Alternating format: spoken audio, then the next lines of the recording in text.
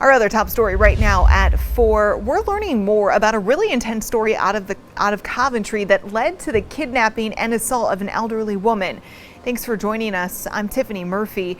Today, a man was arraigned in connection to that crime, as well as what police are calling a string of violence from Rhode Island all the way to Ohio. Here's ABC 6 News reporter Josh Kerman.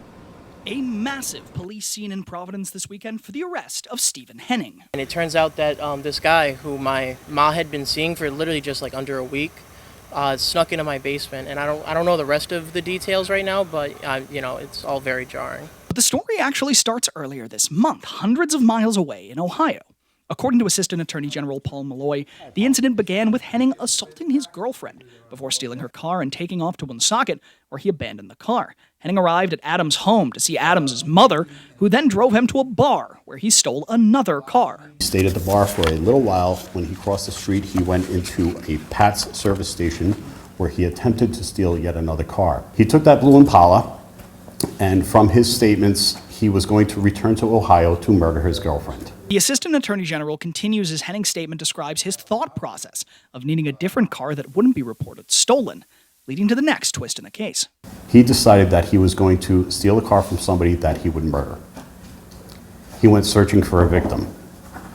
By happenstance, he found an 80-year-old Coventry woman at a Wendy's.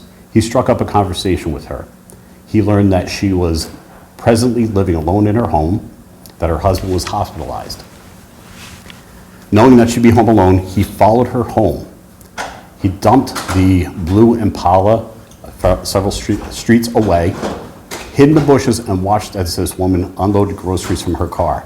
Henning knocked on the back door of this Coventry home, and when the woman answered, he demanded money and her car keys, strangling her and leading her through the house before putting her in the back of her car and driving to the woods in Smithfield.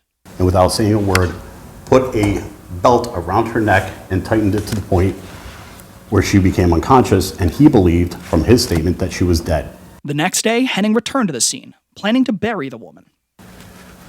Not knowing that she had regained consciousness the following morning, and went to a road, knocked on doors until she found somebody to help her, and she was brought to Rhode Island Hospital, where she remains.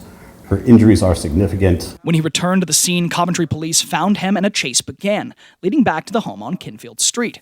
He now faces more than a dozen felony charges across multiple counties, with additional charges from Woonsocket and Providence expected in the coming days. Some of those charges including kidnapping and assault with a deadly weapon. He's being held without bond ahead of additional hearings and is expected at a pre-arraignment hearing on November 18th. In Warwick, Josh Kerman, ABC 6 News.